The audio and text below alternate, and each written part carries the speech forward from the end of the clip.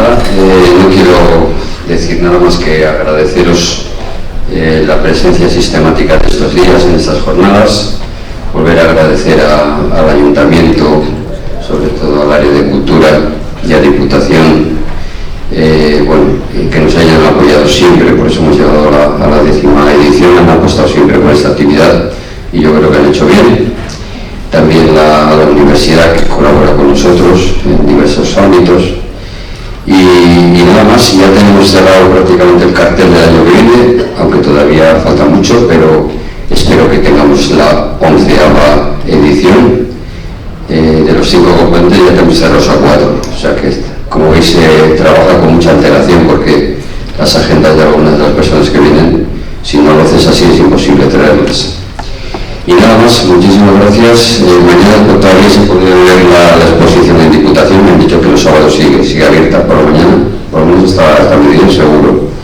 Y luego ya sabéis que por la tarde-noche, a partir de las 10 de la noche, en Retamar, nuestros amigos de Orión, vamos a tener allí la fiesta de fin de jornadas, con un visionado de lo que se pueda visionar esa noche, porque cada noche, pues depende de cómo esté el cielo, pues eso se ve, ¿vale? Estáis invitados, ya sabéis, a ir los que queráis. Y nada más, muchísimas gracias. Johnny David.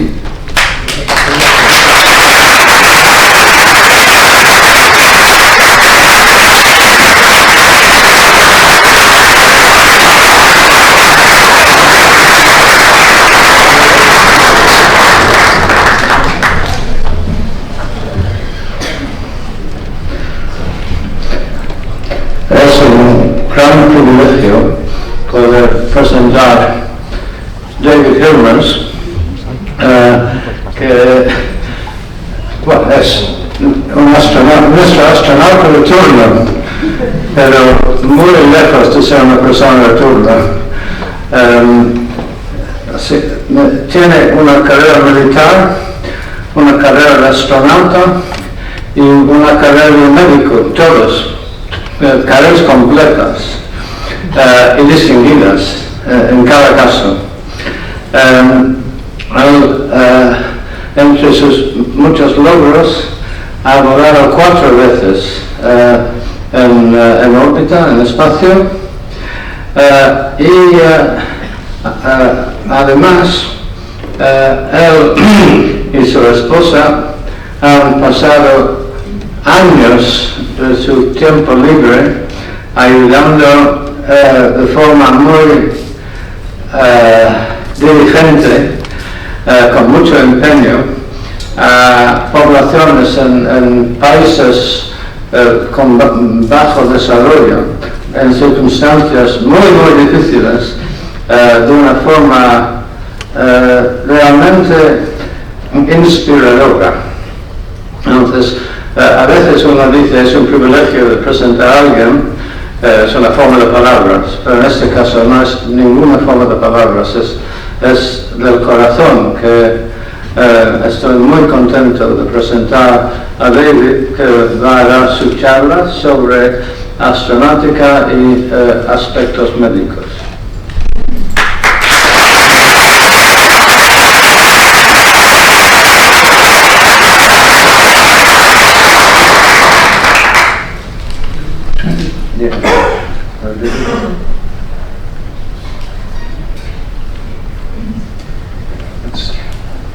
Do you need help? Yeah. What's the problem? Finding that. Yes.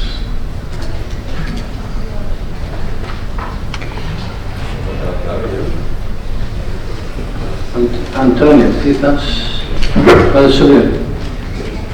O Pedro. No sé.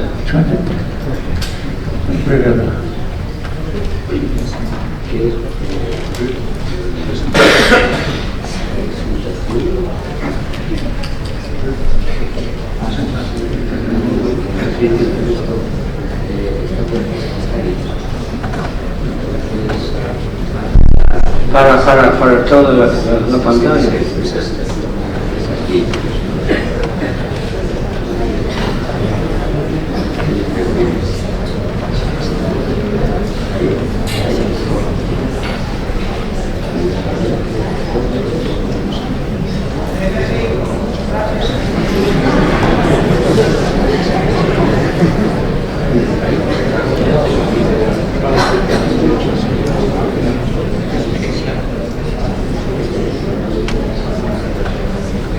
historias.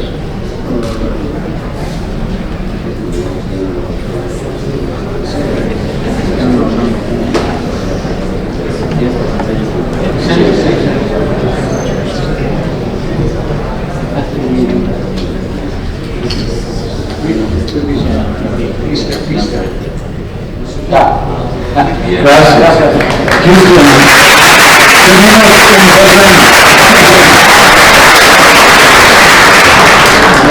No somos la NASA. Muy buenas noches y gracias por invitarme y por la oportunidad de hablar con ustedes esta noche. There are three things that I'd like you to remember tonight as I give my talk. And one is for the young people in the audience, and that is, if you study hard, if you study the sciences and engineering, mathematics, that you have the foundation to do anything that you want. Dice que quiere enfatizar tres cosas esta noche. La primera es para los jóvenes. Si eres joven, estudias las ciencias, ingeniería, matemáticas, tendrás la capacidad de hacer lo que quieras. The second is that whatever dream you have, whatever you would like to be in life, never give up on that dream. Segundo, si tienes un sueño para la vida, nunca darte por derrotado, siempre seguir el sueño. And the third thing is, maybe from my own life, is it's never too late to achieve your goals in life. Y la tercera, por su propia vida, es nunca es tarde para lograr los fines de su vida. So when I grew up in a very small town. I grew up in a farm in the Midwest state of Iowa in the United States. And when I was growing up, my dream was always to be a doctor and serving others here in the United States and abroad, and that was always my dream. I never for once thought about being an astronaut, although I always felt like people that went into space were amazing, but I never thought that that was a life that I would, or an opportunity that I would have in my life. Él crecía en una granja en un pueblo en el estado de Iowa. Su sueño era ser un médico, y claro, admiraba a los astronautas, pero nunca pensaba que él iba a ser un astronauta. So here's the hospital that I work at now. It's in Houston, Texas. I'm a professor of medicine at my university, Baylor College of Medicine. And I have achieved my dream eventually of becoming a doctor and working not only abroad but also in a hospital that serves people who are poor without insurance and maybe immigrants without proper authorization to be in the United States. Es su hospital donde ahora trabaja, es profesor de medicina en el Colegio de Medicina de la Universidad de Baylor. Este hospital está abierto a cualquier persona que necesita ayuda médica, siendo muy pobre, siendo inmigrante, incluso inmigrante sin papeles legales. But things don't always work out the way that you want.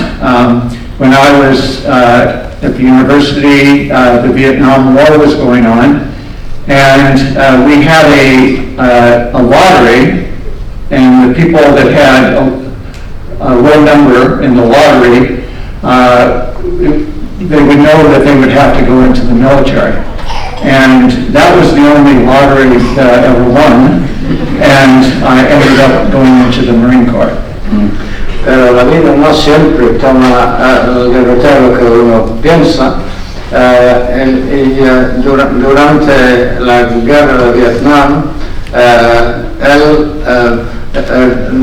sacaron su número en la lotería. Es la única vez que ha ganado en la lotería. Era que para enviarle a Vietnam. Entonces, so that was a picture of me getting my wings, and then this is a picture coming back from a mission. La última era él recibiendo sus alas, y esta es él volviendo de una misión. And I also spent about 18 months serving with the infantry as a forward air controller. Y pasó 18 meses con la infantería como controlador aéreo avanzado. Later, during my time in the Marines, they offered me the opportunity to go to graduate school in electrical engineering.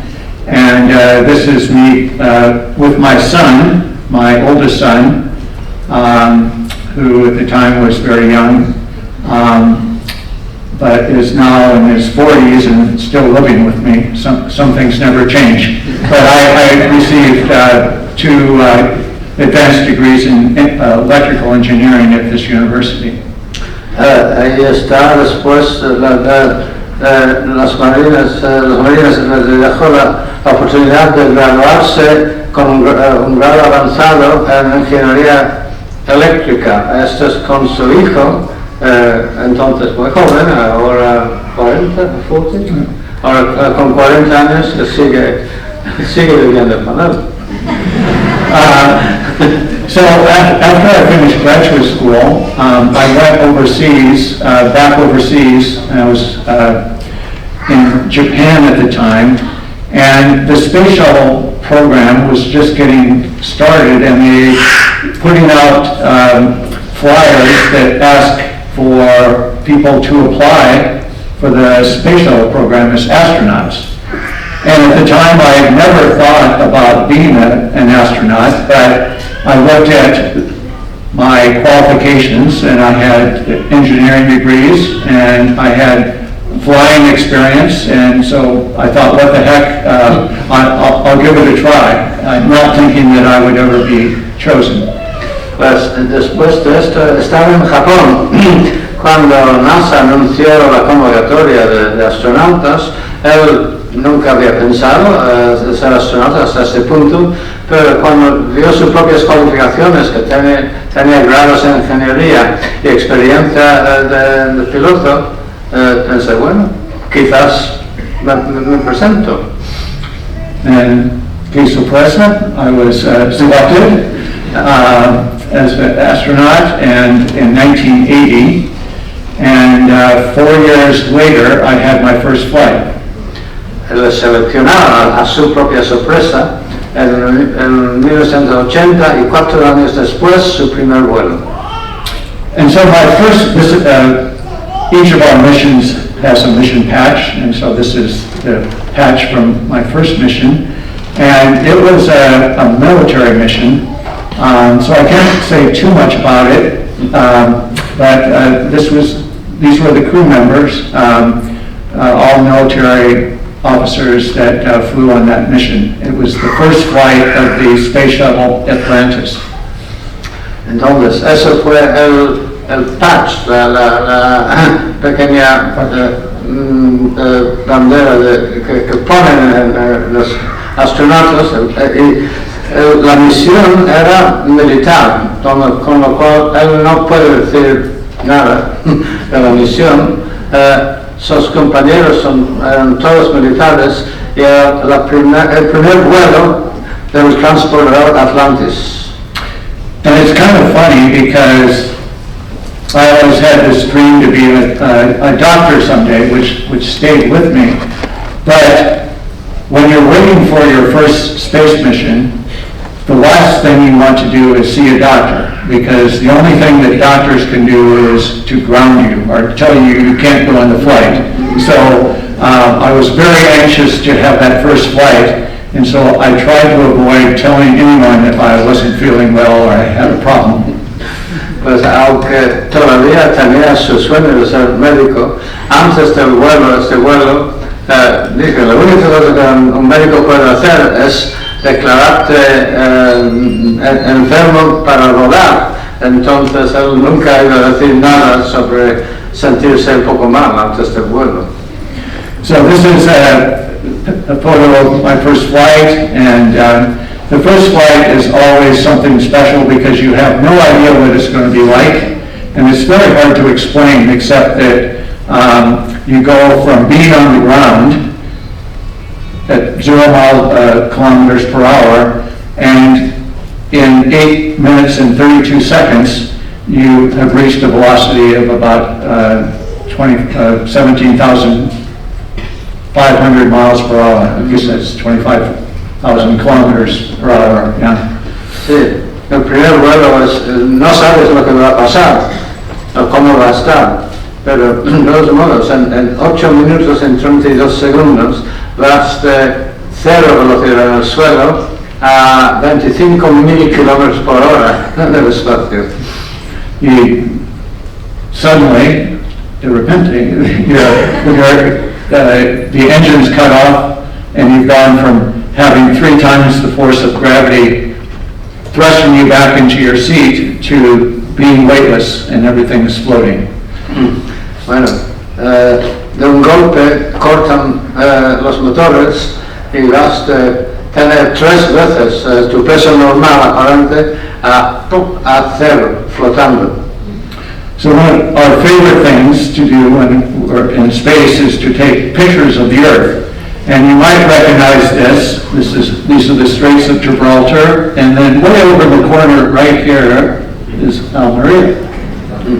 Bueno, uno que siempre gusta a los astronautas es sacar fotos, y obviamente esta es la foto donde ves la costa sur de la península española. So I came back, obviously successfully, vivo, for my first mission. Shortly after I returned, this was in 1985, and that was the year that we flew more space shuttle missions than any year that we ever did, 13 missions that year. And unfortunately, things went too quickly, and we started disregarding some of the safety issues that might come up. And as a result, in January of 1986, some of you may remember that the Space Shuttle Challenger had a failure in its solid rocket boosters, and the entire crew, all of whom I knew quite well, including a school teacher, perished about 70 seconds into the flight. Pues él volvió bien en el año 85 y durante ese año había 13 misiones vuelos de transbordador, el número máximo en la historia, pero las cosas se hicieron con demasiada rapidez, sin cuidar suficientemente los detalles de seguridad. En enero de 86 se explotó el transportador Challenger con la muerte de toda la tripulación, amigos suyos. So I had the good fortune to be chosen for the next flight after the Challenger accident, and we designed this patch to commemorate our 7 friends who were lost on the crew with the 7 stars of the Big Dipper, and then the sunrise signifying that there was a new beginning, that we were starting over, because if this mission failed, it probably would have been the end of the space shuttle program. Eligieron para la tripulación del siguiente transbordador y la imagen era 7 estrellas de la Osa Mayor para conmemorar a los perdidos, más el amanecer del sol para mostrar que era un nuevo comienzo. So this is our crew. This was one of the only missions where all of us had flown before. They wanted an experienced crew for this. And it's the first time that we wore these orange suits. They serve several purposes. It was determined in the investigation of the Challenger that the crew, after the explosion, that it looked like they were alive until the time they hit the water. And if they had just had a way of parachuting out, they might have survived. So we designed these suits that would give us pressure and oxygen that would allow us to have time to parachute out of a vehicle if we had the same kind of accident that the Challenger had. Entonces, estos trajes naranjas era la primera vez de su uso y ellos diseñaron estos para poder sobrevivir en caso de un desastre. Pero la evidencia era que la tripulación que murió estaba viva hasta que golpearon el agua y entonces eso permitió un paracaídas y descender para dar posibilidad de sobrevivir. So this is, once we got onto orbit, we could take the suits off, but then when we were ready to return to Earth, then we needed to put them on because they serve the same purpose. This photo shows what it looks like when you're returning through the atmosphere, and you can see in the windows, you can see the plasma buildup, which is about 3,000 degrees outside, and it literally looks like you're on fire as you're coming back through the atmosphere. Entonces, para volver y para aterrizar también tenían que poner de nuevo los trajes, y esta foto es dentro de la cabina durante la reentrada a la atmósfera, donde se ve el plasma fuera de la ventana a temperatura de 3.000 grados, como si esto es en llamas al pasar por la atmósfera. Another thing you can see is you can see the computer screens here, and they were driven by computers that were controlled up here and through a keyboard.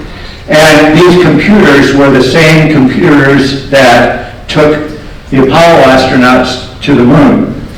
And so typically your cell phones might have 128 gigabytes of memory.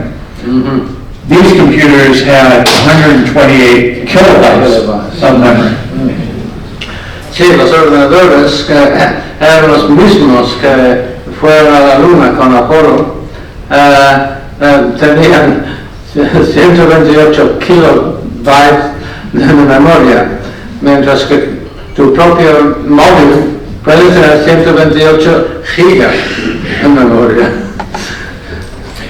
So this was a very important mission, and we returned safely.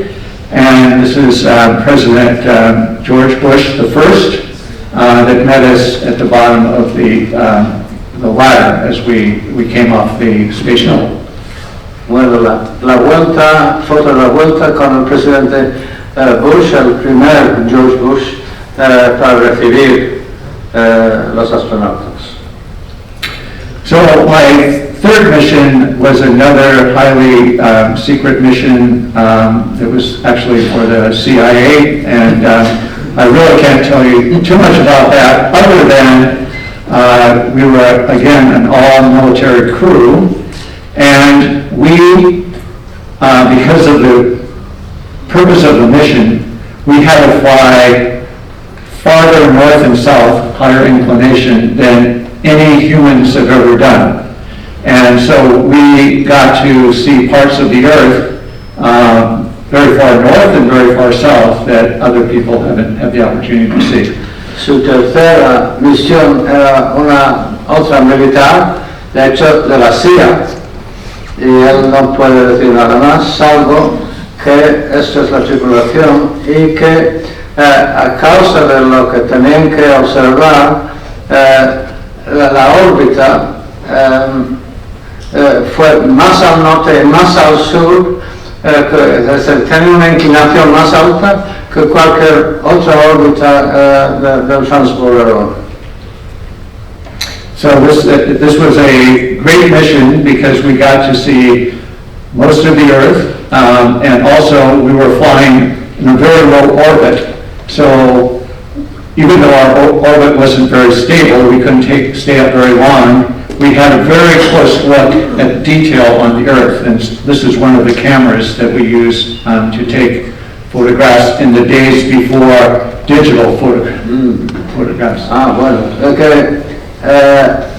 con esta órbita cubrieron más parte de la Tierra que las otras, y además estaban en baja órbita, que no iba a durar mucho tiempo, era inestable, pero durante ese periodo podían sacar fotos, eso es la cámara que tenía, pero antes de las cámaras digitales.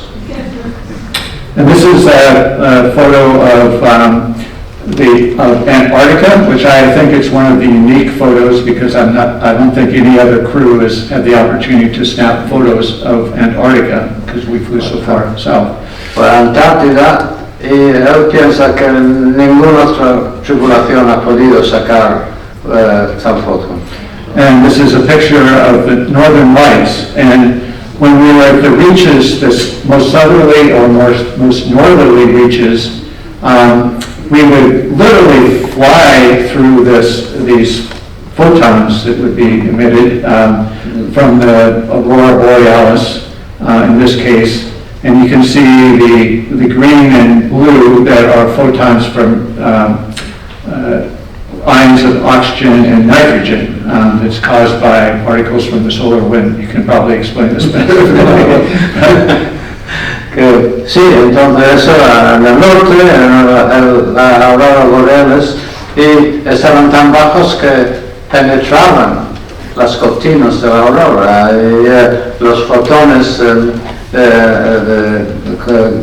verde, azul, de oxígeno y nitrógeno estaban pasando directamente a su línea de visión. So about this time, my dream of becoming a doctor never left me through all these years. And also the beautiful photos of the Earth and its tranquility really put that desire back in my mind to be a doctor. And so after my third flight, I made a decision that I was going to try to get into medical school and become a doctor.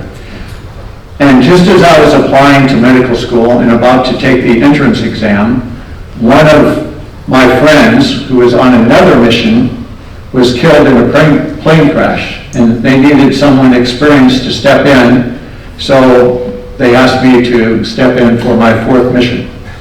Pues después de su tercera misión, se despertó su deseo de ser médico, en parte por su visión global de la Tierra y suscitó su idea de ir a ayudar a la gente. Pero antes de poder entrar en la escuela médica, un amigo suyo se murió en un accidente aéreo y necesitaba a alguien con experiencia en la misión, entonces le ofrecieron la cuarta misión. So this was a mission of scientific laboratory that we had.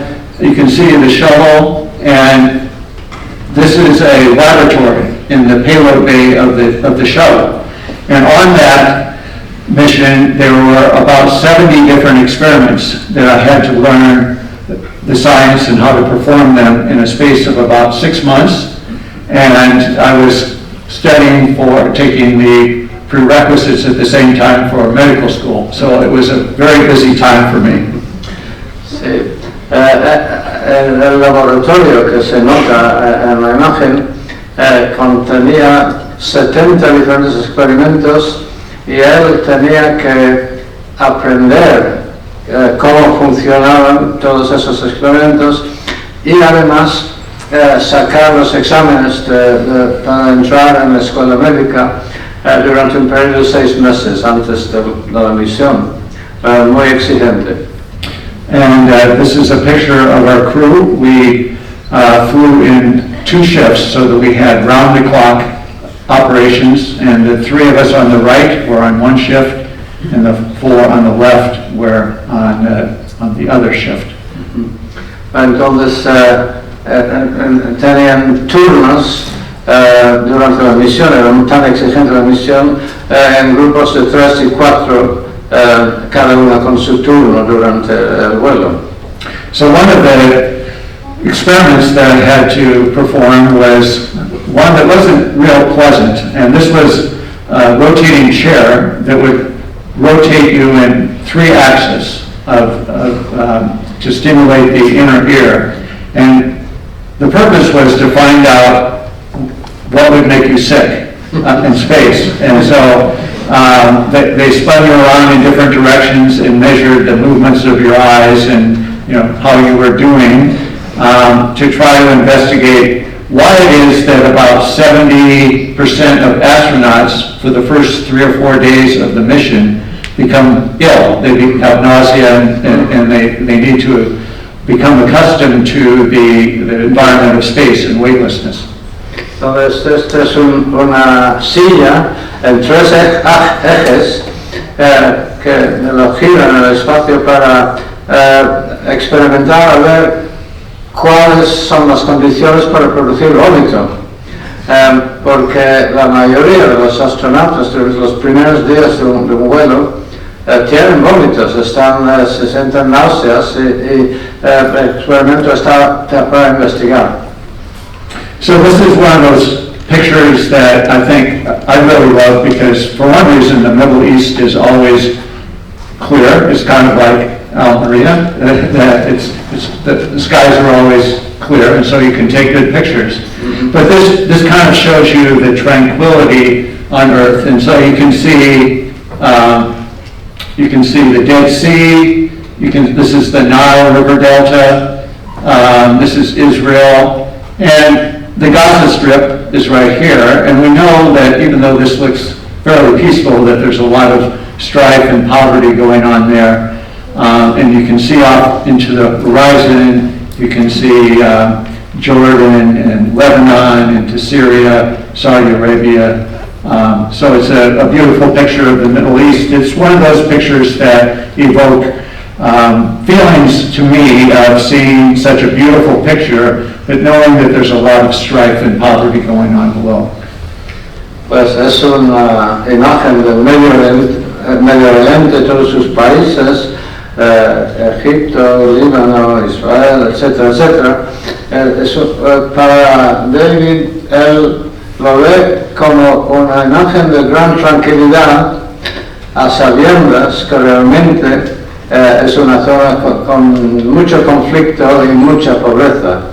Eso le hace pensar mucho.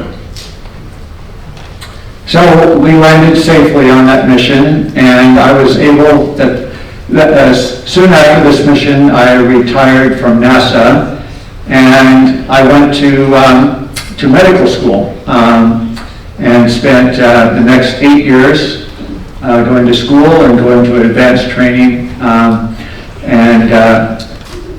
that was a topic of another talk this morning, so I'm not going to go into a lot about my global health experiences, but you can see how my experiences with NASA and my childhood desires my goal was finally accomplished, and I was able to become a doctor and do all the things that I had dreamed about doing.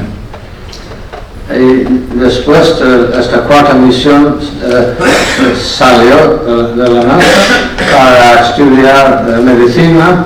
Pasó 8 años de cualificaciones y por fin había llegado a cumplir su sueño y salió como médico. No voy a hablar exactamente de eso, porque esta mañana en Torre Cárdenas él y Alice, su esposa, explicaron mucho sobre su trabajo como médicos, pero entonces ahora va a hablar de medicina en el espacio. Tenía 42 años cuando empezó. 42. I was 42 when I Sí, started. 42 cuando salió cualificado de médico. Todavía joven, de todos modos. So we always think about astronauts as being these real macho guys that never get sick, but we do. And I'm not going through the list of all these things, but there have been things such as, everywhere from a sprained ankle to colds, to something as serious as kidney stones that have occurred. And so, do we need medical care for astronauts? And the answer is definitely yes. Pues sí, todo el mundo piensa que de los astronautas como muy macho y duro y no afectado por enfermedad. Obviamente tiene enfermedades. Él cita, resfriados y torceduras, pero también, piedras del riñón y cosas de cierta gravedad. So on the space shuttle, this is our medical kit. And I always volunteered to be, when we didn't have a real doctor on board, I always volunteered to be the medical officer. And this is a little kit that we had with the medicines. We could do simple things like suture cuts. One of the most common things that we would do is give injections with medicines for nausea and vomiting for all these people that got sick when they started having nausea when they got on orbit. So you can see this is a very small kit. It had some medicines, antibiotics, and a few things, simple things like suturing that we had on board. And so this is what the shuttle medical kit looked like. Entonces, aunque él nunca era médico en el transbordador, pero él siempre fue voluntario para actuar como médico en la práctica y tener este kit, grupo muy simple de medicinas. Pueden hacer operaciones muy simples de heridas y inyecciones para contrarrestar los vómitos. Esto muestra lo mínimo que tenían como médicos en el shuttle. So now, on the space station, we have more sophisticated kits. We have something called a crew health care system, and parts of that are the countermeasure system, the environmental system, and the health system. Basically, the countermeasure system are things like exercise equipment to try to keep you from becoming too weak and lose too much muscle and have weak bones. The environmental system is to keep the proper level of CO2, much like you would have in a mine. You can't let it get too high. And then the health maintenance system is a system in which you have medicines and equipment to take care of more emergencies than you could have that you might see on the shuttle. The capability is greater. En la Estación Espacial Internacional tienen bastante más posibilidades de medicina.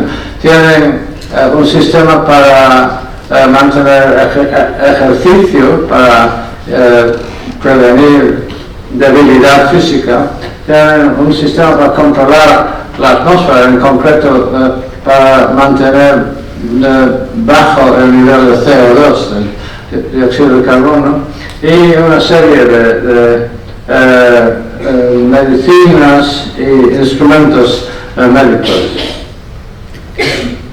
Oops. So, right now on the space station, they have the luxury of being able to have real-time communications with the ground. And so, most of the astronauts are not doctors, and so when they're doing experiments using things like ultrasound or measuring pressure in the eye or doing experiments with ultrasound, they can have experts on the ground that guide them on exactly how to do those experiments. And if they want, if there's too much data, they can store it and very quickly relay it to the ground. And so on the space station, communications, since it's so close to the Earth, it's only orbiting at about 240 nautical miles, that they have the luxury of being able to talk to experts right away. Pues en la estación internacional tienen la posibilidad de un médico en el suelo, en tierra, comunicar directamente para ayudar si están haciendo experimentos sobre la presión del ojo o con ultrasonido o otros experimentos. Es muy fácil tener apoyo directo, y si tienen muchos datos también me pueden guardar los datos y enviarlos al suelo, simplemente porque está a solamente 450 kilómetros sobre Tierra, está muy cerca. And the other thing is, if there's a serious medical emergency, the astronauts can jump into a Soyuz or a SpaceX vehicle, and they can be back on Earth within 24 hours. Bueno, entonces, si hay una emergencia real, un astronauta puede volver a la Tierra en 24 horas utilizando Soyuz o SpaceX cohetes. So the other thing is that if there's some sort of equipment, you can put as much equipment, volume and mass is not important on the space station. There's plenty of volume to put things, and so you can bring up any kind of medical equipment you want. There's plenty of room, plenty of power, plenty of space. También en la estación espacial hay todo el sitio que quieras y tienes toda la potencia para hacer funcionar instrumentos, todo el peso que hace falta. No hay límite real sobre los instrumentos y máquinas de medicina que puedes tener. So our next step in our exploration of bodies beyond the Earth is to go back to the moon.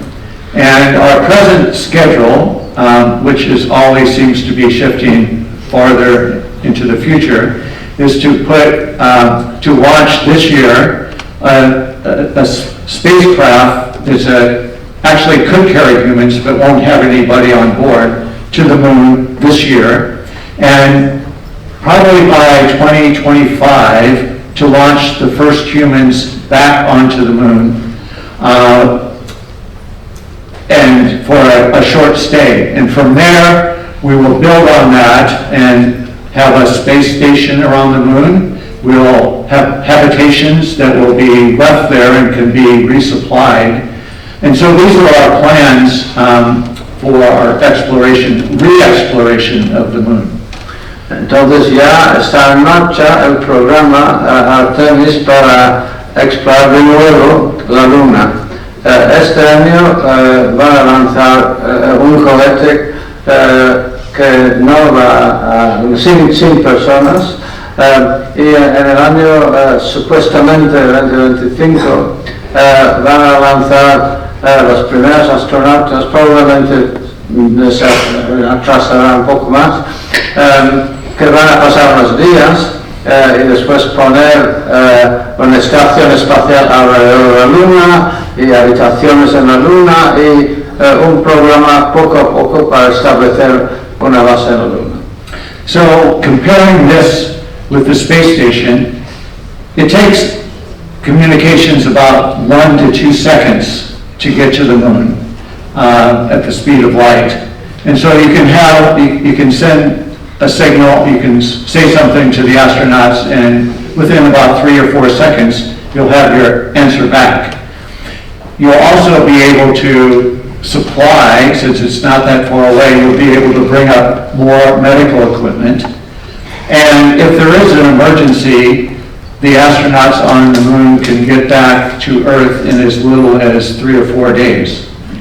Entonces, comunicar con la Luna es cuestión, la Luna está a 2 segundos luz de la Tierra, con lo cual es comunicación muy rápida y con urgencia médica, bueno, un astronauta podría volver a la Tierra en 3 o 4 días. So, I think I went the wrong way again. So, things are different though, as we think about going to the moon. So that's beyond our, to Mars. Beyond our trips to the moon, our next step is going to Mars. So how will things be there?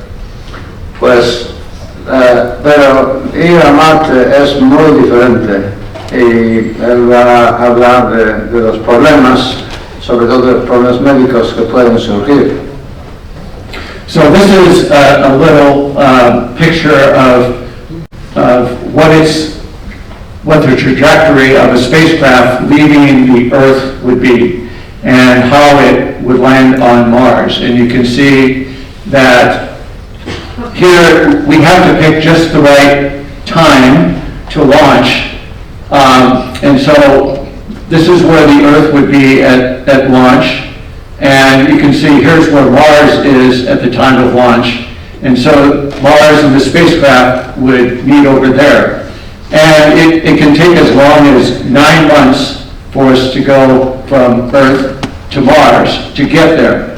And then once you're there, you might spend as much as 9 months to up to maybe 2 years on the surface of Mars.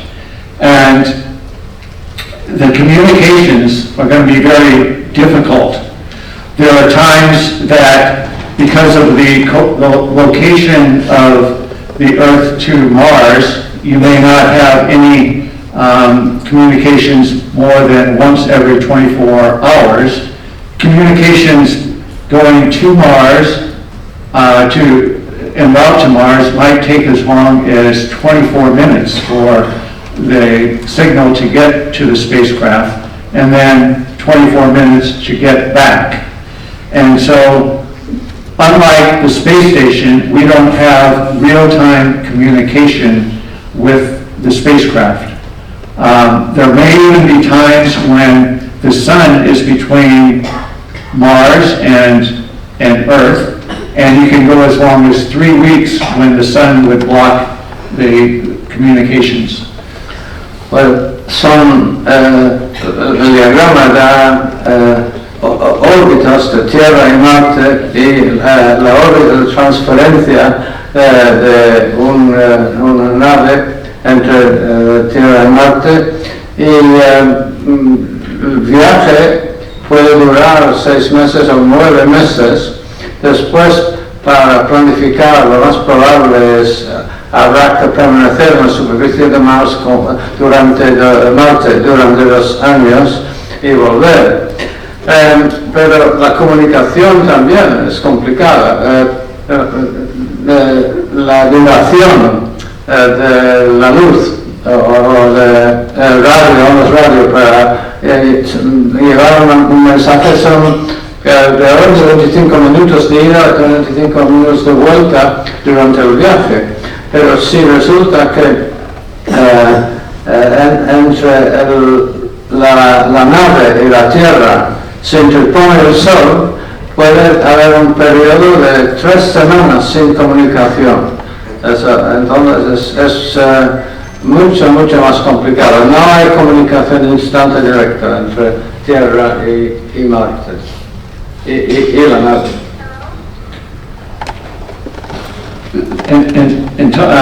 So one of the problems is that communications are difficult. A second problem is that we won't be able to have continuous support from the ground. This is what mission control looks like, and we have teams of experts in various types of medicine that are always available and always able to give immediate advice to the crew on the space station, but this won't be the case because we don't have immediate communications.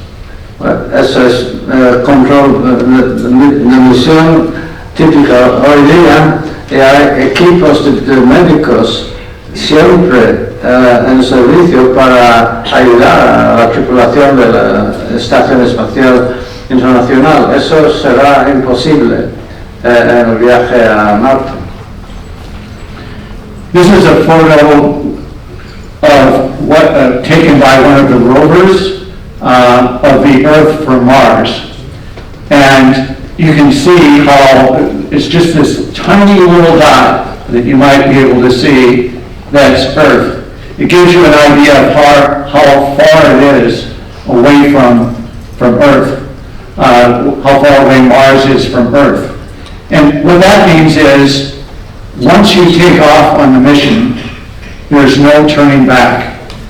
You cannot be evacuated until there's just not a good way of returning if there's a medical emergency.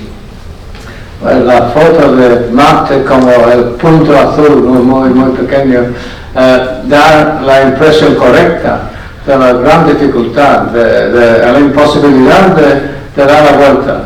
Una vez lanzado, si hay un problema médico, todo tiene que estar manejado dentro de la misión.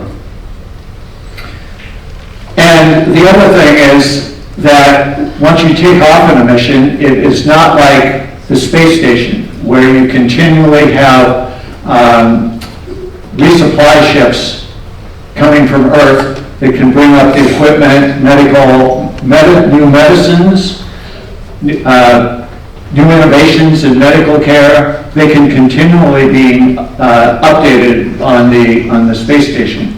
But when we go to Mars, once we launch, the drugs may get old.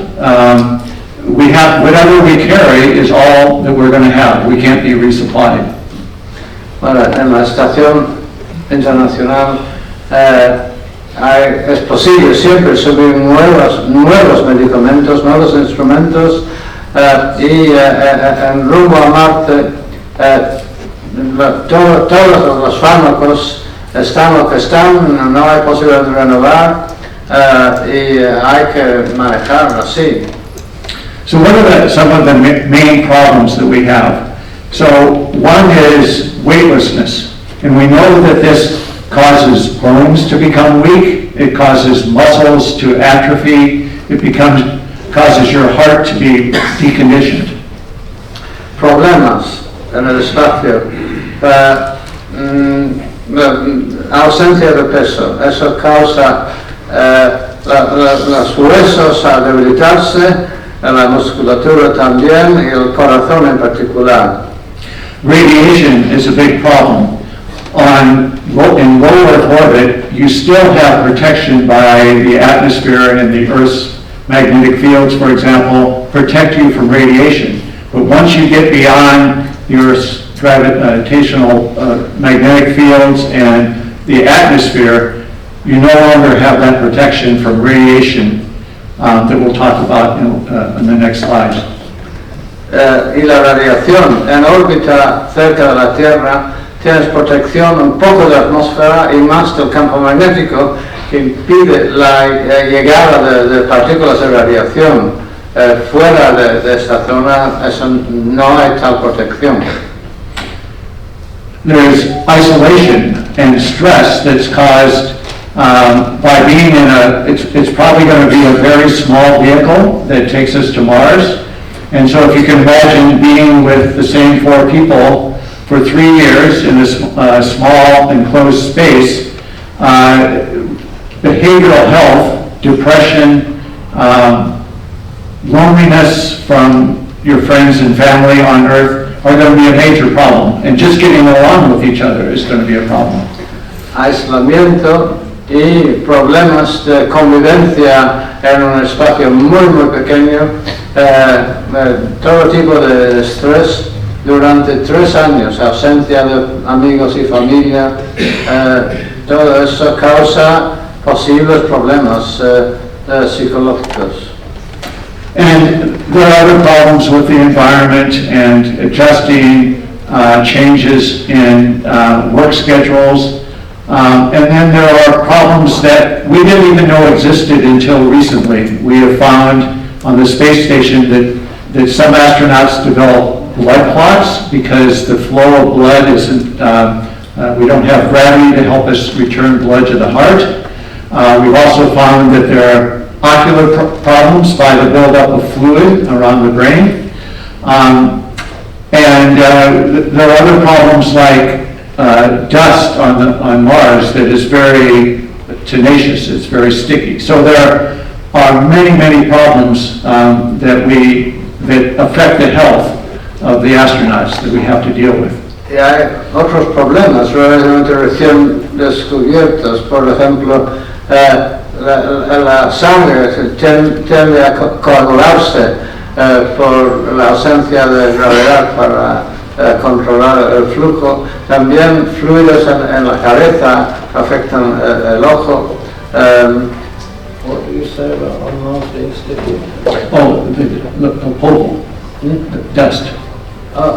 Yeah, lunar and Mars dust. Sí, en la superficie de Marte el polvo es muy dañino a la piel, eso está claro. Y en los inhalación también, sí. En los pulmones, sí. So, talking about radiation, there are 2 major sources of radiation that we have to deal with. One is solar particle events that come from the sun. And generally we have pretty good protection against these in low Earth orbit. And hopefully most of the solar particle events will be stopped by the shielding of the vehicle. But there have been certain events that we know about in history, such as the Carrington event in 1859, that basically we didn't have a lot of electronics back then, but it basically stopped all the telegraphs and made them not function. If something like that would happen, it would probably kill our electronics, and it would also probably kill the crew. Entonces hay 2 tipos de radiación relacionadas. El solar, que es más o menos constante, o por lo menos se puede impedir por el metal, la estructura normal de la nave, pero hay eventos ocasionales mucho más intensos, que hay un evento en el siglo XIX muy famoso que podía matar la electrónica y matar la gente. The second type of radiation is galactic cosmic rays, and these are highly energetic particles, gamma rays, X-rays, and large atomic number particles that is pretty constant. It's always there. It might wax and wane with the solar maximum, solar minimum, but it's pretty much always there, and there's not really a whole lot that we can do about it. And we can know approximately what it's going to do, and that there will be exposure to this radiation. One of the things that we note as astronauts is when one of these particles, if you're trying to sleep at night, one of these particles might strike the retina and cause a big flash of light and make you wake up, startle you and make you wake up, and that was a cosmic ray. Los rayos cósmicos, que son partículas de muy altas energías, que siempre están ahí, bueno, no son del todo, no causan el final de la misión, pero por ejemplo, se sabe que un rayo cósmico que entra en el cristal del ojo, en la retina, causa un centelleo muy fuerte que despiertan los astronautas en general. Es un pequeño ejemplo.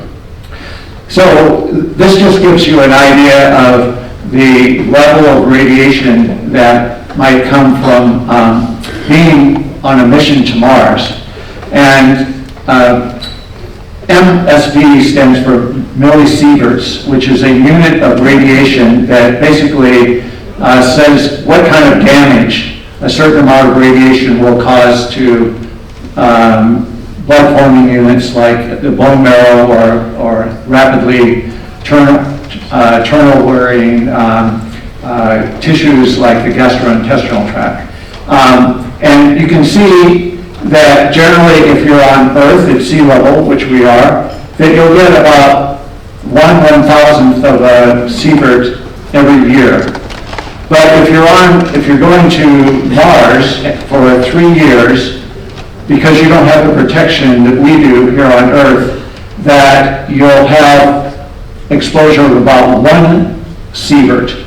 And that is the maximum that astronauts are allowed to have in their entire career. So the amount of radiation that they would have on one Mars mission is enough to be the end of their career. We wouldn't allow them to fly again.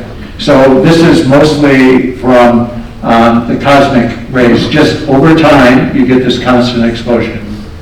Pues los rayos cósmicos se miden en unidades de sieverts y esto en la cantidad es responsable por destrucción del tuétano y destrucción de células en general del cuerpo. Aquí en Tierra una persona normalmente durante su vida va a recibir 1 millisievert, pero una misión de Marte, en una misión de Marte un astronauta va a recibir 1 sievert. Y 1 sievert es el límite absoluto integral de la radiación permitida al astronauta. Una vez que recibe eso, tiene que salir de la NASA. Entonces, una misión de Marte, fuera. And during that time, we don't know what this radiation can do at these high levels. Could it cause cancer on the way? It's quite possible that someone would have, during 3 years, would have the development of some sort of cancer due to the radiation. Y no es improbable que un astronauta podría desarrollar cáncer durante la misión. So, the big question is, we have a backpack, a mochila, that we can carry a certain amount of weight. We have a spacecraft and we can only, in order to launch it with enough power, we need to only have a certain amount of weight, mass, and volume, and requirements for power. So the question is, what can we carry in that knapsack with medical equipment to cover all the emergencies that we might have and bring the astronauts back safely, as opposed to other things like food and water and things that you might go on a camping trip and you may have a small first aid kit, but we're going away for 3 years. And so what do we put in this kit, in this backpack? Entonces, se puede imaginar que una nave es como una mochila con un límite de volumen y de peso, y la cuestión es qué parte de ese volumen y peso se puede dedicar a medicina. No es lo mismo un pequeño kit para un vuelo orbital como algo muy importante para 3 años de ausencia en Marte. So this graph kind of shows what you carry. You want to minimize your risk to the crew and have the most chance of mission success. So the more things that you carry, medical kits, like an X-ray machine or MRI or something like that, you reduce your medical risk, but it leaves fewer things that you can carry in your backpack, like food, water, exercise equipment, all these other things. And so what we want to find is that point at which we minimize the medical and the non-medical risk. And it's a very, very complicated problem that I've been working on. Entonces el problema que David como médico astronauta, donde él está empleado ahora en la NASA, es determinar cómo proporcionar la parte médica, la parte no médica dentro del cohete para minimizar el riesgo total. Y eso es donde está trabajando. So right now we know about 100 medical conditions that we've seen, but there are many, many more that could happen, and others that we haven't even realized yet. New medical conditions caused by interplanetary space. Hay 100 problemas, condiciones médicas que ya se han encontrado, pero sin duda habrá bastantes más todavía no identificados que pueden ocurrir en un viaje de esta envergadura. And so my job has been is to identify the medical conditions that might occur and look for evidence of how often they occur, what kind of treatment is needed, how often would they kill somebody, and what is the effect of that condition in loss of crew time to perform their medical duties, or their crew duties during the mission. Entonces, dentro de sus tareas son identificar este tipo de riesgos y identificar la seriedad, la gravedad, en términos de cuán probable es que un tripulante se muere, o para curar, cuánto tiempo necesita, cuánto esfuerzo va a sustraer a la tripulación para hacer sus deberes normales.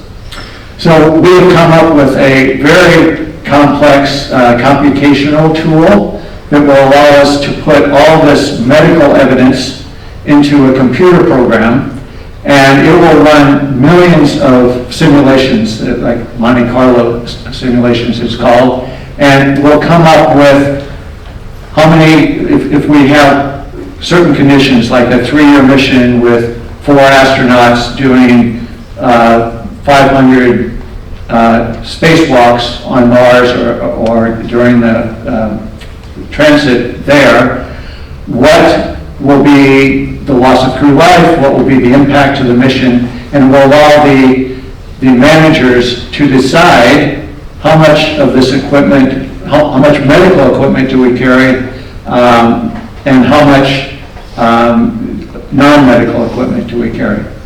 Entonces están desarrollando un programa de ordenador basado en el método Monte Carlo estadístico para correr millones de simulaciones donde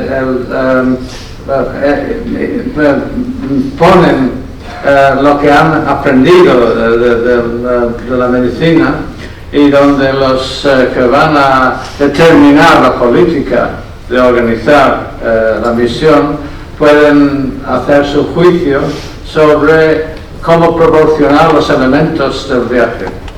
So this is an example of extreme environmental medicine, remote medicine at the most extreme. And basically our job is to give the astronauts as much capability as possible to take care of medical conditions, because the environment is not friendly.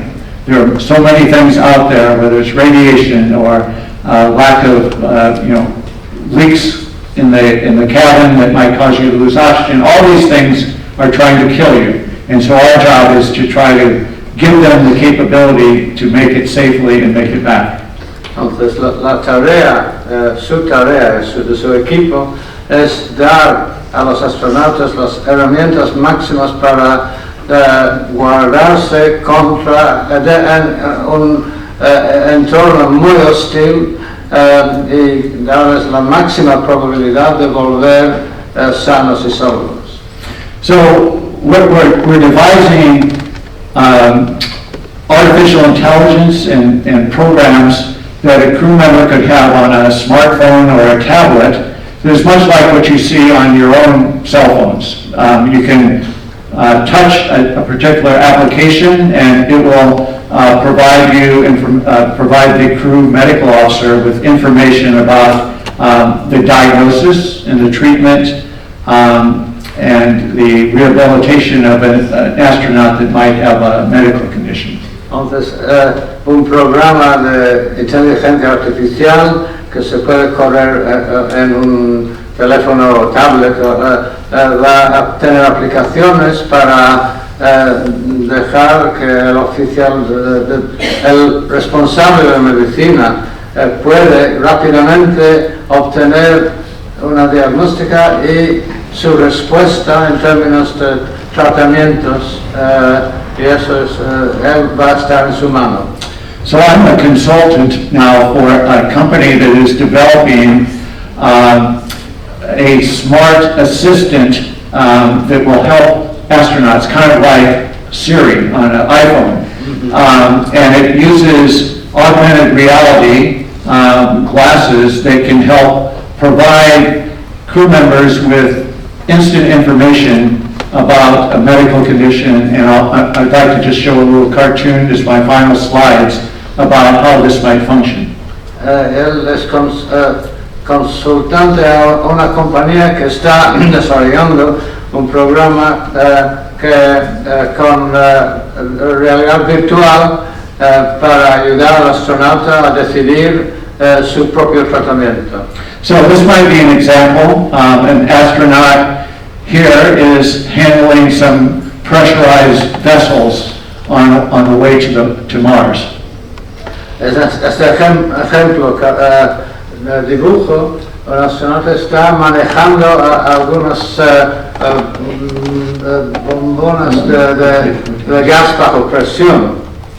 And so, as luck would have it, this bottle or this vessel fails, and as a result, he's struck in the chest. Entonces hay una explosión y el pobre astronauta tiene un golpe salvaje en su pecho. And one of the other crew members comes to try to help and figure out what's going on. Su compañero llega para ayudar y ver lo que está pasando. And so we have this assistant called the Intelligent Medical Crew Assistant. It's somewhat like Siri on a phone, and the astronaut's able to say, okay, what do I do? I've got this, and they describe to the assistant what the problem is. The assistant will ask questions and lead them through the procedures to immediately diagnose the problem. Asistenta, que es un poco como Siri en los iPhone, va a responder a preguntas sobre la condición y va a dar una serie de respuestas y va a llegar a una diagnóstica. So in this case, our assistant, our mechanical assistant, electronic assistant has diagnosed the problem and asked the crew member to get an ultrasound machine out and do an examination of the chest with the ultrasound machine. Entonces la recomendación en este caso es que la otra tripulante coge su máquina de ultrasonido y escanear el pecho con esta máquina rápidamente. So we have classes like an OcuLens class that will be able to guide the astronaut through the ultrasound procedure. Hay gafas que van a ayudar al tripulante de utilizar esta máquina de ultrasonido. So the astronaut doing the procedures will be able to see on the right, will be able to see actually what the ultrasound images are, and then over here there will be instructions that will be projected onto the view through the glasses of what they're supposed to look for, and also instructions will be right there for how they should perform the procedures, and if they need a review of how the procedure is done. Entonces la imagen en ultrasonido está allí, van a poder ver instrucciones de cómo proceder y cómo reaccionar a lo que la imagen muestra.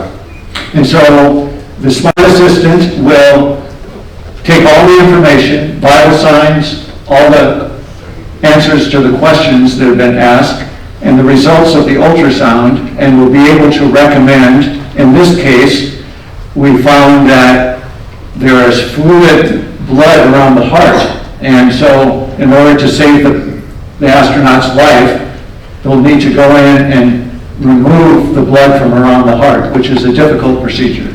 En este caso, la asistente reconoce que han encontrado sangre alrededor del corazón y entonces el procedimiento necesita quitar la sangre y ese procedimiento no es fácil. So the assistant, the augmented reality glasses will tell the astronaut where to go and find the equipment and all the steps involved in performing the procedure. Y entonces el asistente va a indicar al astronauta a dónde buscar todo lo que hace falta, el equipaje que hace falta para hacer el procedimiento y cómo hacerlo. So this is kind of the last slide of my presentation, and hopefully something like this will give the astronaut the opportunity to deal with emergency conditions that might arise, because as you remember, if they ask the ground, it's going to take up to 25 minutes to send the message and reach the Earth, and 25 minutes to come back. And by that time, the astronaut might be dead. So we need to give as many tools as possible using current and future technology to help the crew medical officer. Y la necesidad de esto es obvio porque intentar conectarse con la Tierra son 25 minutos de ida, 25 minutos de vuelta de la señal, y en ese tiempo el pobre compañero podría morir. Entonces están intentando dar las herramientas necesarias para atacar el problema directamente. So our goal is to get the astronauts safely to Mars so that they can perform all these scientific experiments that we've been talking about this week. You know, exploring the geology of Mars, looking, maybe setting up instruments to explore the outer reaches of our solar system or beyond, and be able to perform these safely and return to Earth safely. That is our goal. Entonces la finalidad de todo ese trabajo es permitir a los astronautas una visita a Marte para poner sus instrumentos para hacer lo que Jesús, por ejemplo, explicó sobre buscar, inspeccionar la geología y también buscar evidencia de vida, de agua, y volver con toda seguridad a la Tierra. So this is a picture looking out at space and the stars and the Milky Way. When I was flying on the space shuttle, at times when I was supposed to be asleep, I would go up and gaze out at the stars, and I would have a lot of different thoughts. One is how small our Earth is in the great expanse of these stars, and how little that we know about what's out there. Secondly, I look back at our Earth and see how fragile it is and how much responsibility we have to take care of our Earth, and the great need for us to take care of each other. And I really am kind of jealous of the young people that are out listening tonight, because they're the ones that are going to make these great discoveries that John has started making, and they're going to learn so much more. The pace of knowledge that we're gaining is so great. And they may be the ones that explore the planets, that go to Mars, that find out what's beyond. And they're also going to be the guardians of this planet that we live in. Cuando él estaba en órbita y a veces cuando tenía que dormir, en vez él salió y miró por la ventana a las estrellas y después miró a la Tierra detrás y se sintió la maravilla del universo, pero tan grande el universo y tan pequeña y frágil la Tierra, y la necesidad, pensaba en la necesidad de preservar, solamente tenemos una Tierra para preservar, y que tan importante es que la gente preserva la Tierra y se cuidan los unos y a los otros. También ahora piensa que tiene cierta envidia a la gente joven, que van a ser los que hacen los nuevos descubrimientos, que van a ser los que viajan al espacio, quizás a Marte, y que van a hacer todo lo nuevo y para preservar también la Tierra. Él entonces desea a los jóvenes toda la suerte para todas las tareas que nos esperan. Y con esto ya ha terminado. So I just wanted to remind everyone that never give up on your dreams, no matter how old you are, and study hard as for those young people, that they can be the ones that make these great discoveries and explorations in the future. Y repite a todos, nunca dejar de intentar lograr tus propios sueños, estudiar bien y actuar bien para obtener una vida plena con tus propios sueños realizados.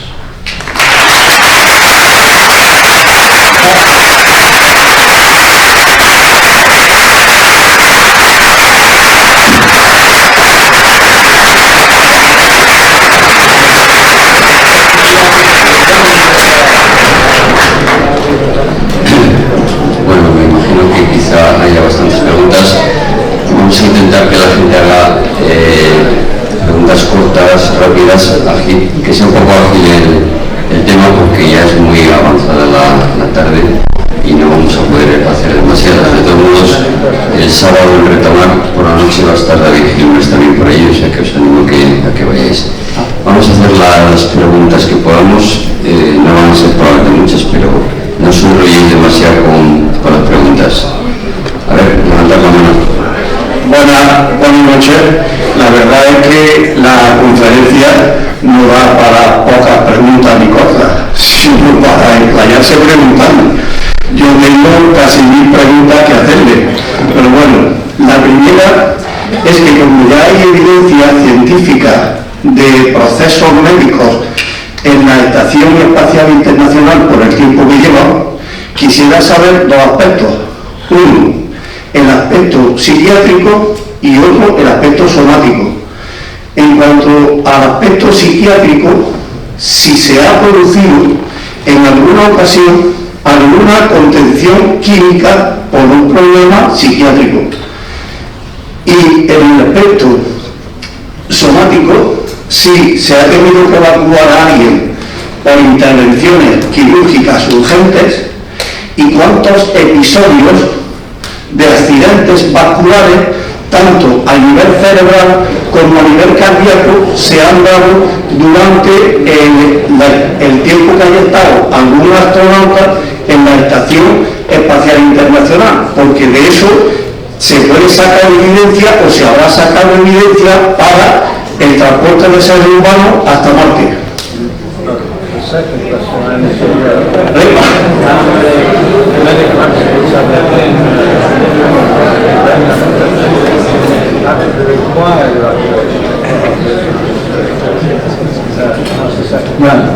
So the answer to the second question is, there's never been a case where someone's had to evacuate from the space station. Everything, all the minor problems that we've had have been able to be taken care of on the station itself without any major complications. We have found more chronic problems when the astronauts return. For example, loss of vision because of the long time that they spend in space. And we've had things like blood clots that we were able to take care of on the station, but nothing that's required evacuation. Nunca han tenido que evacuar a ningún astronauta de la estación. Han encontrado, después de la vuelta, han encontrado problemas de visión debido a... what exactly were the causes of the vision problems? Unclear exactly, but we think it's due to the fluid shift because of lack of microgravity. Entonces, no está absolutamente seguro de por qué, pero probablemente por el movimiento diferente de los fluidos en el cuerpo. Y eso de coágulos en la sangre, todo se había manejado durante la estancia en la estación. No sé si entendí del todo la pregunta sobre problemas psicológicos. Problema psiquiátrico. Si ha habido algún trastorno psiquiátrico grave o severo que haya necesitado de algún tipo de contención desde el punto de vista farmacológico. Okay, so I guess the question is whether we need to have drugs to help with depression or anxiety. Probably that's been identified beforehand. Now, some of the time that we have carried we've carried people into space that aren't professional astronauts, and we aren't quite sure how they might react in space. So we do carry drugs that are antipsychotics, just in case someone has a problem. We generally try to screen out problems, severe problems in astronauts, but like we said, going to Mars is a different type of thing. Knowing, the isolation, knowing you can't come back maybe for 3 years, it might be different. And so we're probably going to carry drugs that will take care of those problems.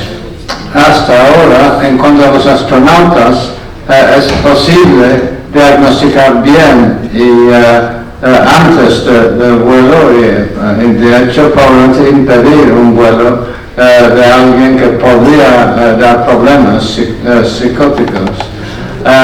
Y problemas menores ha habido, pero nunca han tenido que usar drogas, fármacos para controlar a nadie.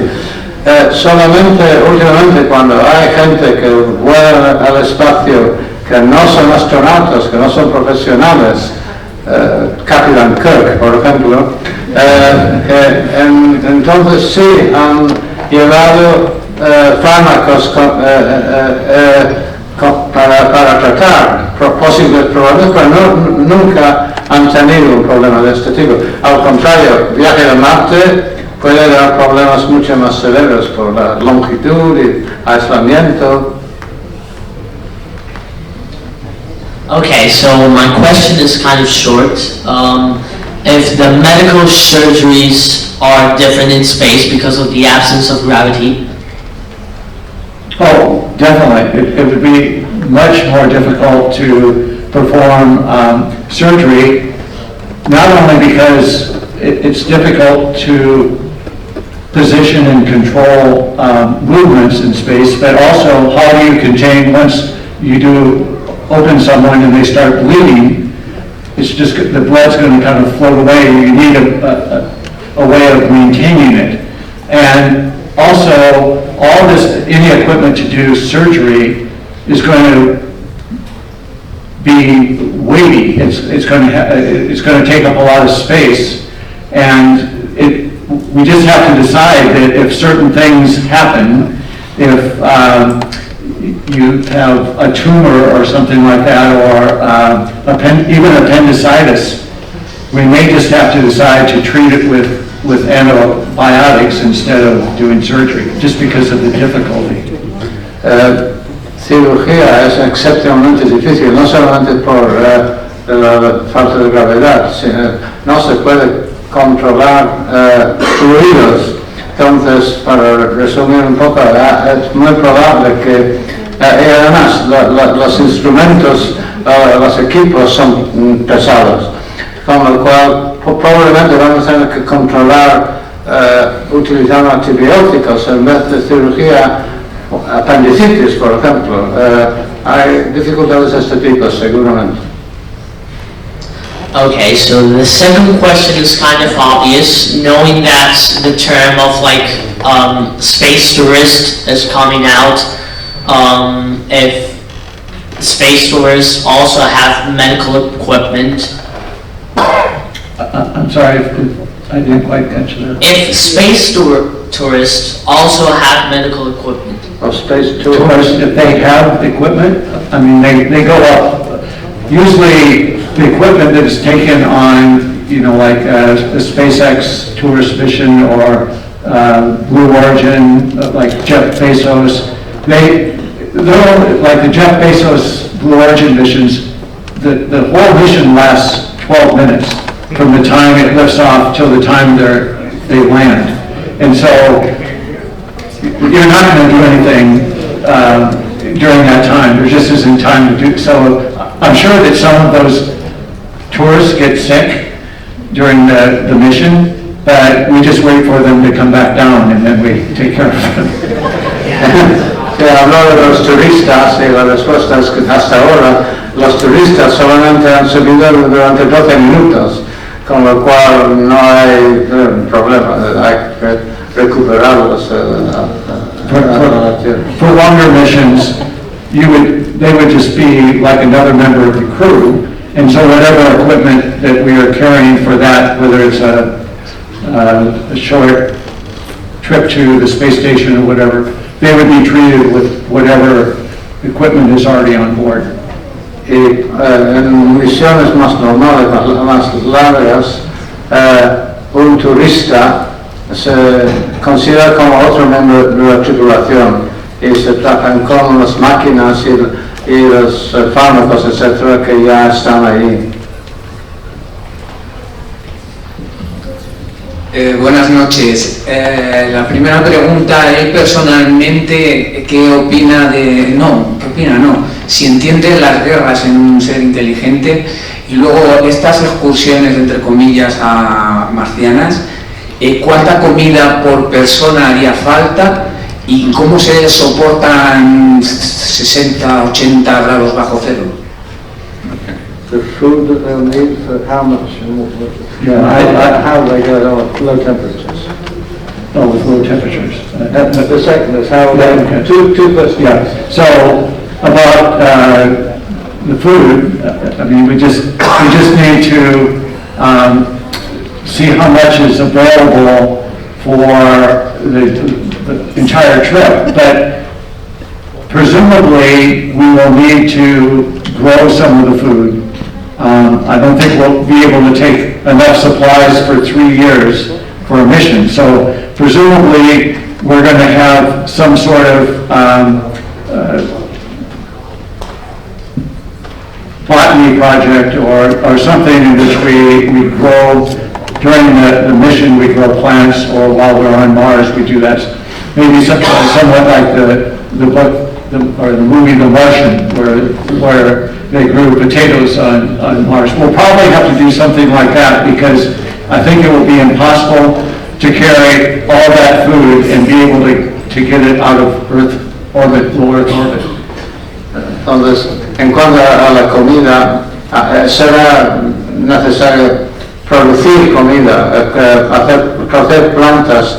Un poco él mencionó la película marciana, como se decía, eso va a ser necesario, un elemento importante de planificación de la misión. What about how will they survive temperatures of minus 70 degrees? So surviving temperatures, of course, you need environmental controls that will keep it from getting both too hot and too cold, because you can have both problems. Generally, overheating is oftentimes more of a problem than being cold, because you have the electronics and the equipment running inside a habitation or inside the space vehicle that you actually need to get rid of heat rather than trying to stay warm. And if they're out on the surface of the moon, the suits will be designed to maintain a comfortable temperature. Pues el problema normalmente será el calor, no el frío, porque siempre hay electrónica y máquinas funcionando en cualquier ambiente donde haya personas, incluso en la superficie de Marte y la Luna. Con lo cual, eso sí es un problema, pero controlable. Hola, buenas noches. Quiero hacer un comentario un poco largo, si quiere, bueno, corto. Si me para y me traduce antes de la pregunta, después del comentario, luego otro seguido. Bueno, que no sé si usted sabe que el todo del traje de astronauta fue un español, Emilio Herrera Linares, en el año 1935. Este señor, como perteneció al bando perdedor de la guerra civil, fue borrado de la historia. Bueno, la pregunta es, han pasado 80 y pico años desde el traje de Emilio Herrera. En este tiempo largo ha habido una serie de avances técnicos y científicos, y como en Marte serían cubículos o pequeñas ciudades, todo techado, cerrado, pero claro, para moverse por el planeta se necesita esencial el traje de astronauta. Entonces quería saber qué avance de todo se le ha aplicado en los últimos años al traje, que sería esencial para Marte. The main thing is what advances in spacesuits have been made. Okay, so there have been great advances made. I can tell from experience, that the spacesuits that we used during my time at NASA were very uncomfortable and were very difficult for the shoulder, because it's almost impossible to reproduce mechanically what a shoulder can do. And I think as a result of that, I had to have my shoulder replaced. And so working a lot in spacesuits, one of the big problems is making them like the human body, that they have the same kind of joints. And we've made great advances. There have been like 3 new suits that have been developed, and we have one that's now being developed especially for travel on Mars or planetary exploration. Dice que ha habido muchos avances en los trajes. Cuando él voló, muy incómodos, muy pesados, y de hecho lo más difícil era el hombro, reproducir el movimiento del hombro humano, de tal forma que después de salir a la NASA tuvo que sustituir su propio hombro a tener un nuevo hombro. Pero que al contrario, había varias etapas de mejoras, y todo es mucho más flexible, más ligero, y cada vez avanza, y la idea de Marte siempre está ahí en la mente de los que diseñan estos trajes. Bueno, tengo detectadas demasiadas preguntas. Voy por la hora que es y por los trabajadores de la casa, pero ha habido un niño que ha levantado una pregunta y esa va a ser la última que vamos a hacer. Vamos a hacer brevemente aquí una, hay otra y luego la del niño, que ya no podemos hacer más, es que es muy tarde. Me encantaría continuar, pero... Muchas gracias. Sí, está relacionada con la exposición a la radiación en el espacio.